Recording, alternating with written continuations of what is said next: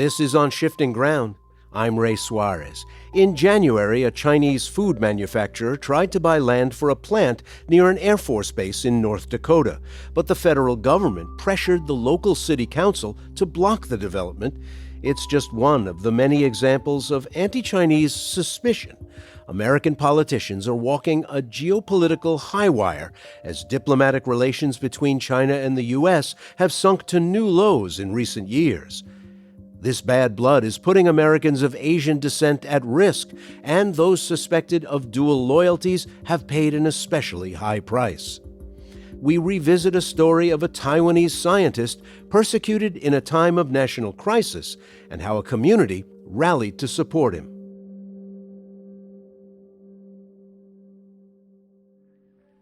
Asian Americans are all too familiar with the yellow peril stereotype. It's the fear that East Asia poses a threat to Americans and our way of life, and for more than a century, this fear shaped the way the U.S. treated Chinese Americans. To get started, let's go back, way back, to the mid-19th century. That's when people from China first started to arrive in the United States in large numbers. They took on dangerous jobs, like working on the Transcontinental Railroad, for lower pay than many white workers would accept. Resentment toward these new immigrants built up, along with an unfounded fear that Chinese laborers posed an existential threat to white Americans. In response, Congress passed the Chinese Exclusion Act in 1882. It banned Chinese immigrants from entering the United States and stayed on the books, in one form or another, for over 60 years. The U.S. didn't repeal the law until 1943, during World War II.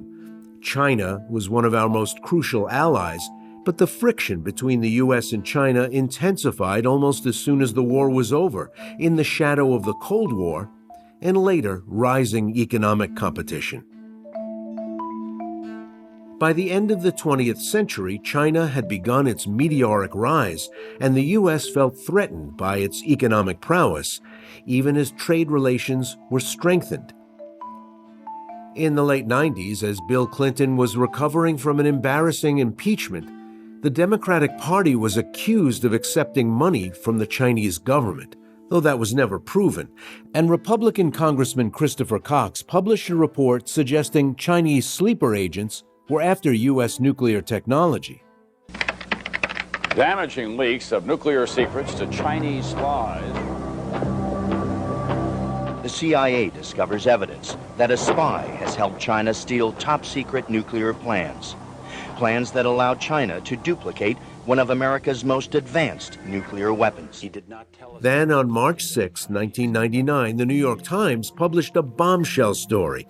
A spy at a national lab in New Mexico had allegedly given U.S. nuclear secrets to China, including the design of the most advanced warhead at the time, the W-88. 2 days later, before any arrests were made, the paper identified the suspect as a Taiwanese-American scientist named Wen Ho Lee. Energy Secretary Bill Richardson ordered Lee fired from his job at Los Alamos immediately, even though he hadn't been charged with any crime. Lee was trailed by the FBI and hounded by the media. Here he is on 60 Minutes with Mike Wallace. He was one of the few journalists at the time who was skeptical about the government's case against Lee. Did you at any time pass any information, any U.S. nuclear secrets, to the People's Republic of China? No, I never have done that, and I have no intention doing that at all, period. We're revisiting the story of Wen Ho Lee because we think it has something important to tell us about what's happening to Asian Americans today. To help us out, I invited two people who knew Lee personally. So my name is George Koo. I'm a retired business consultant. I used to help American companies do business in the People's Republic of China. So I feel that one of my pro bono missions, if you will, is to explain America to the Chinese and explain China to the Americans. I'm Helen.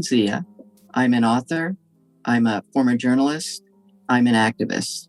I'm an American-born Chinese, and I have been writing about issues of social justice, about civil rights, about racism, about feminism, and Asian Americans for a long time.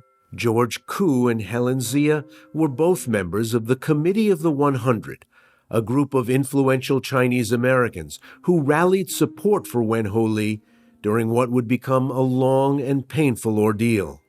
We, of course, in the Bay Area, became very actively concerned and started to speak up on his behalf. And between March and when he was arrested in December, there were a lot of people thinking about how we can help Wen Ho Lee. And so I and a number of other Chinese Americans and Asian Americans started getting together to say, hey, this is not justice, that no matter what the accusations are, that he deserved a fair trial. I was acquainted with the kind of racial profiling from the very early childhood because my father, who was an immigrant from China during the Cold War period, was investigated by the FBI. And we knew this because our neighbors and the neighbor kids would say, hey, the FBI came to our house asking about your father. So we knew about this as children. We had our phones tapped, our mail was opened, and that was all because my father was not only a Chinese immigrant, but he was an educated man who spoke up about a U.S. foreign policy toward China and how wrong it was. So I grew up being very aware of how Chinese Americans and other Asian Americans were viewed in this country, and the racism and discrimination and bias that we had to face. And so it was very clear to me that he was being set up and that he was presumed guilty, not presumed innocent. After Wen Ho Lee's name was leaked to the Times, the FBI felt pressure to interrogate him aggressively. He became their prime suspect, even though they had no evidence that Lee had spied or leaked classified information to anyone. Agents raided his home, seizing all his family's computers and anything that had Chinese writing on it. For 9 months, Lee lived in limbo. He hadn't been charged with any wrongdoing, but he wasn't able to work and could barely leave his home. More than 100 FBI agents were assigned to Wen Ho Lee's case. So between March and December, for about 9 months, there was sort of a Keystone Cop scenario in play in New Mexico where he was living. Every time he goes fishing, 6 FBI agents will pile into the car to follow him. And it was not just 6 FBI agents who would follow with them. It was 6 cars would follow him around, at wherever the family went. So it was this wagon train convoy. The whole thing was a farce. It was a joke. So finally, in December, shortly before Christmas, they arrested Wen Ho Lee. Lee was not charged with nuclear espionage because there was no evidence against him. His indictment included 59 counts of downloading restricted data to unrestricted systems. The lead prosecutor argued Lee posed a threat to the safety of all Americans. When you steal our nuclear secrets, we're not going to let you communicate with anyone. He's denied bail. The judge was convinced, and Wen Ho Lee was placed in solitary confinement, 23 hours a day. He was permitted to see his family 1 hour each week, but in shackles. Well, Helen Zia, once 59 charges are approved by a federal grand jury alleging various types of security breaches, how is the story told in the American media? There had already been the prelude to Wen Ho Lee, basically pitting anybody who was Chinese, of ethnic Chinese origin, as a potential spy for the PRC. This explosive accusation, that was a double broadsheet in the New York Times on the front page saying that a spy worse than the Rosenbergs had been discovered at Los Alamos National Labs. And of course, the Rosenbergs were executed. And so, the pump had been primed, finding a Chinese spy. And for, the FBI and all that, that's a career enhancer. That will make your career if you find a Chinese spy. And unfortunately, most of the media did not stop to question things. For example, that Wen Ho Lee, I mean, he was from Taiwan, but in the more than a year and a half of intense daily reporting, nobody questioned the fact that Wen Ho Lee was a third generation Taiwan-born person who was very loyal and loved Taiwan, and just other things, the FBI reports saying that black helicopters from China would send ninjas over to Los Alamos to scoop Wen Ho Lee up. And that's why he had to be imprisoned in maximum security in solitary confinement for more than 9 months. Those are the kind of things that were fed to, unfortunately, journalists who printed them without question and created a momentum, a terrible momentum, to basically try Wen Ho Lee in the media, even before there were any charges against him. So many of us in the Asian American community felt that Wen Ho Lee was getting charged, tried, and convicted in the media without any substantial charges. And in fact, they never did find anything. George Koo, what was he working on? What were the kinds of things that might have brought attention to somebody, as Helen Zia describes it, trying to make a name for themselves and find who was leaking America's secrets to a possible future adversary? I don't think it made any difference whatsoever what Wen Ho Lee was working on. He was guilty simply because he was Chinese. Whether he's from Taiwan or not, it makes no difference, not only to the mainstream media, but to the United States government and certainly to the FBI. I want to elaborate a little bit about the systemic bias that FBI has towards Chinese.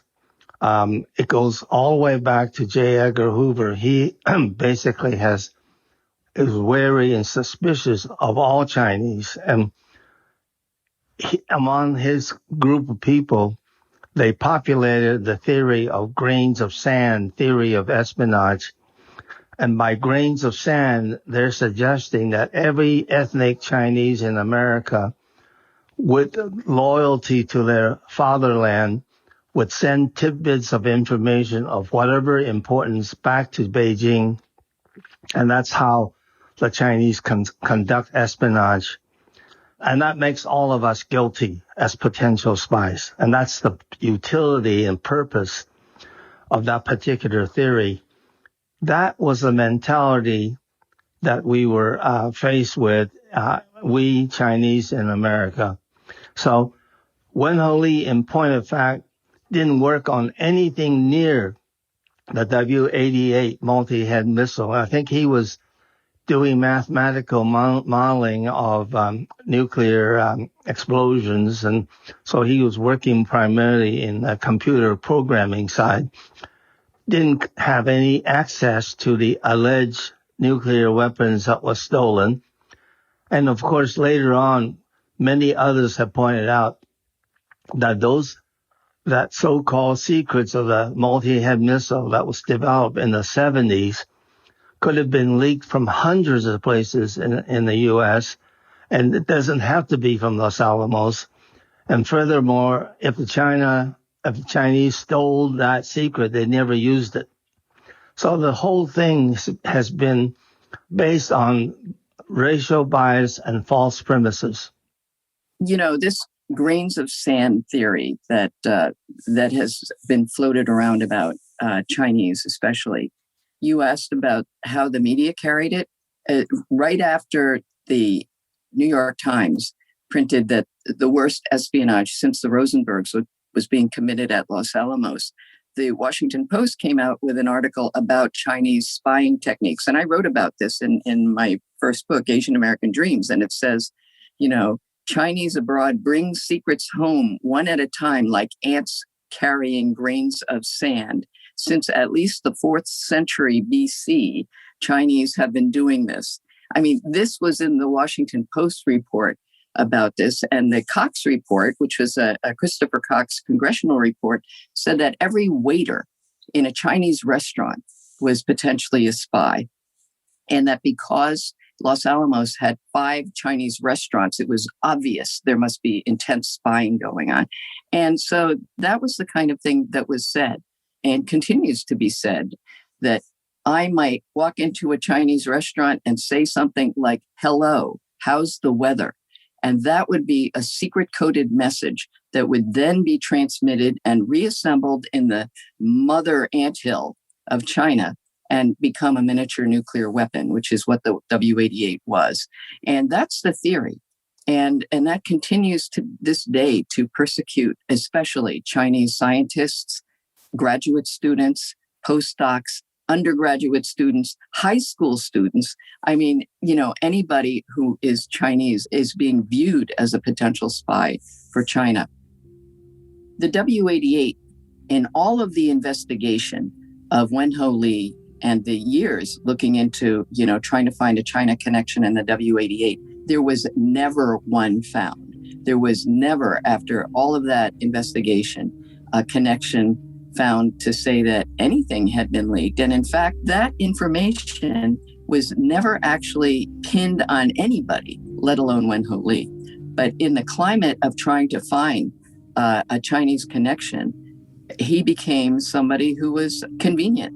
After months of interrogating Lee, agents managed to find something he did wrong. He had backed up his computer files in a way that was a technical breach of secrecy rules, put them on tapes, and then during his incarceration did not quickly tell the FBI where those tapes were.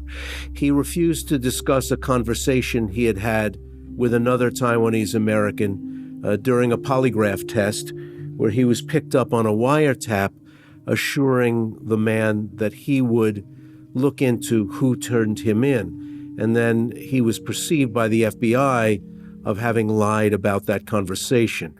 The way he was treated in prison may be totally disproportionate to these infractions, but the infractions allowed there's smoke, there's got to be fire kind of theory to persist at the FBI, didn't it?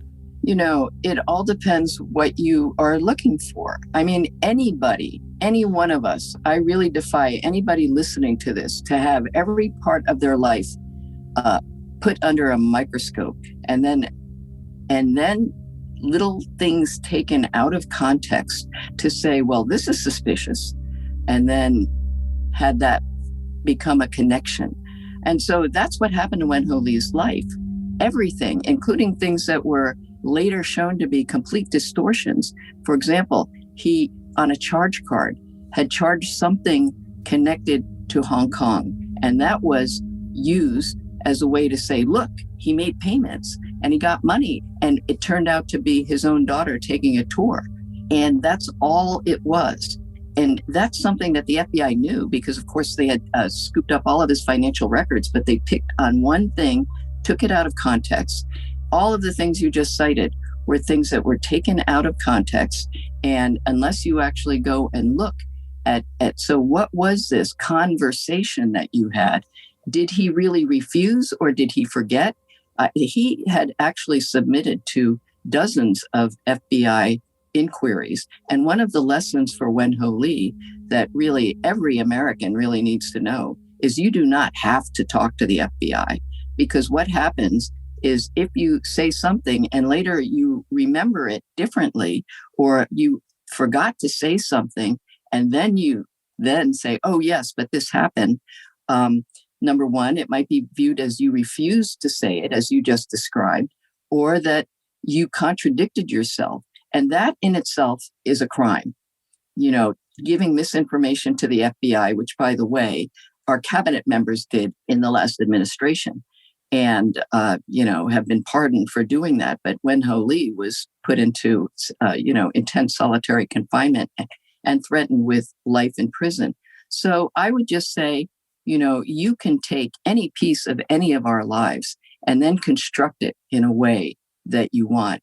And, I really defy any of us to go through something similar without a suspicious looking outcome. I would go a little bit further than that. And I think that the government behaved dishonestly throughout the Wen Ho Lee process.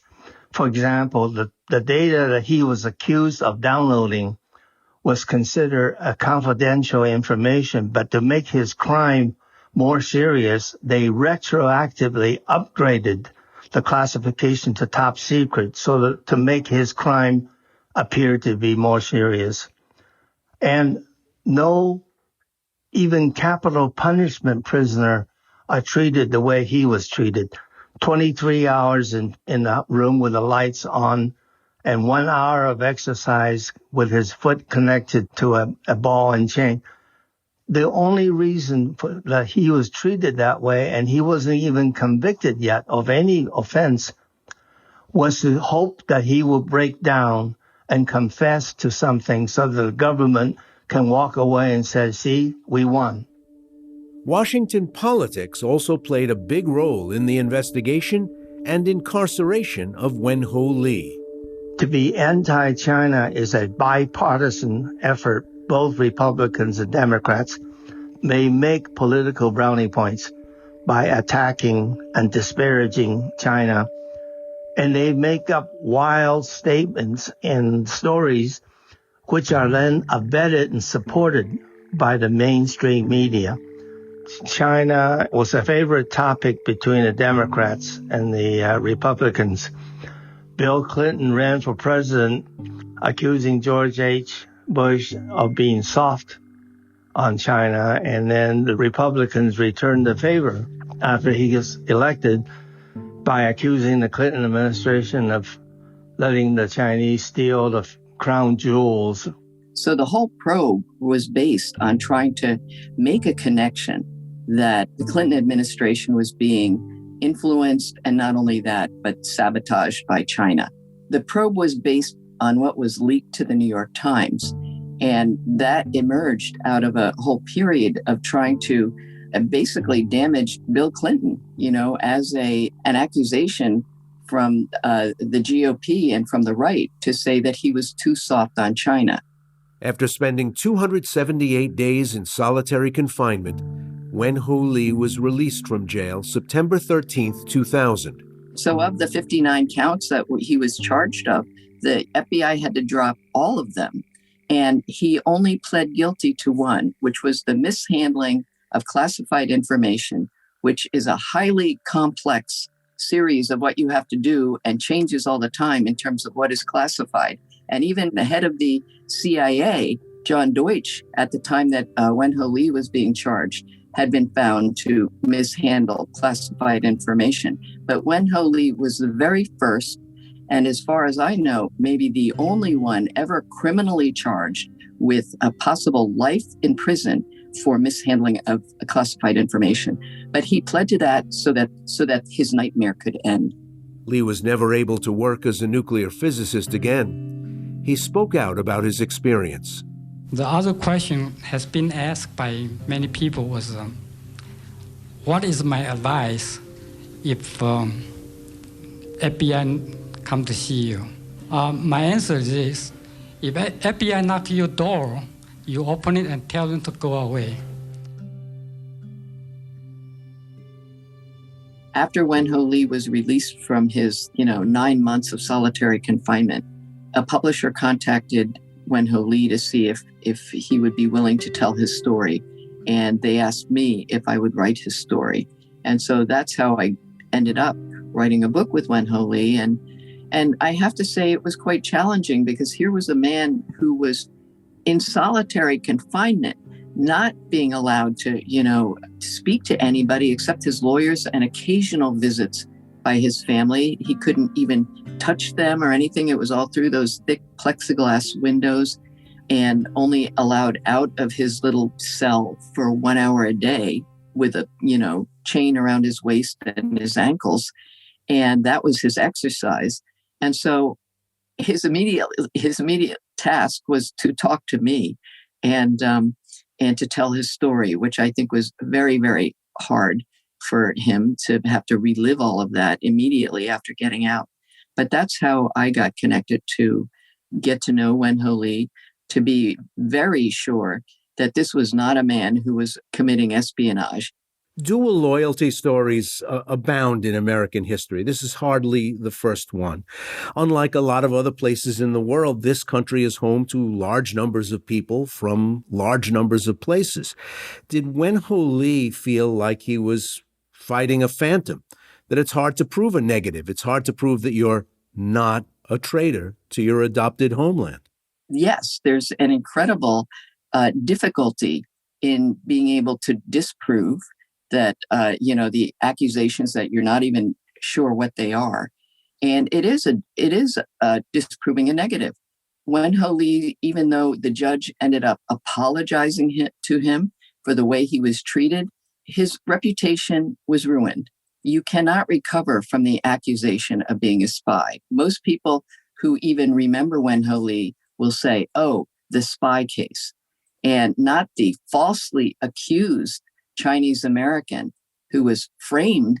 No, it's the spy. After the Wen Ho Lee case and the apology to Wen Ho Lee, the national laboratories of America were actually so damaged by that because no Chinese, ethnic Chinese, American-born Chinese wanted to work for them. So there was an incredible talent loss, brain drain of America's scientific community because everyone looked at what had happened to Wen Ho Lee and said, well, I don't want to become the next Wen Ho Lee because it was so clear that he had been set up and framed for this. George Koo, you mentioned earlier you're from China, been here a long time. Do Asian Americans particularly have to fight against a kind of permanent foreignness that they're assigned by the rest of American culture? Sometimes totally benign, sometimes malign, idea that they're never quite fully American. That's certainly true I would not say it's a blanket situation, but you certainly run into it depending on the educational level of the person that you're talking to, depending on the racial bias of that person, if they have any. There certainly are a lot of well-educated, enlightened people that do not see me as a foreigner, but certainly I do, even though I don't speak English with an accent, there's still others that will, first question is, where are you from? Where did you come from? And as if that's the most important matter, depending on where I belong. Today, there's a lot of conversation about systemic racism, about institutionalized oppressions, about what exists not just to Asian Americans, but also to other people of color, Black, Indigenous, Black and Brown people. I do think that there is an assumption when people look at Asians in America that there is either a foreignness, that we don't belong here, that we have to prove something. And this is all part of that view that, take your frustrations out on the people who are to blame for this. And that blame right now is landing squarely on people who look Chinese, which is all East Asians, and fear and Islamophobia of brown Asian Americans, people of South Asia, as well as the Middle East who look Muslim, has never gone away since 9/11. So truly, the Asian American community has been under attack for a very long time and is very intense right now. What has to be dealt with this legacy around Wen Ho Lee, people of Chinese descent being surveilled on and scapegoated and accused of so many different things, including the coronavirus and everything that's gone wrong with America. And in the global sense, we really have to see how the US and China can ramp down the nationalism and the white supremacy that is embedded in the American point of view, because these are two superpowers that are inhabiting the globe. And if the Cold War gets hotter and hotter, that really bodes very badly, not just for people in the U.S., but for the entire world. Helen Zia co-authored with Wen Ho Lee, My Country versus Me, a memoir about his experience of being falsely accused and prosecuted for being a spy for China. Her most recent book is Last Boat Out of Shanghai, the epic story of the Chinese who fled Mao's revolution. And George Koo is a scientist, a retired international business consultant, and writer. Great to have you both along with us here at World Affairs. Thank you, Ray. Thanks for covering this very important story. Thank you for having us.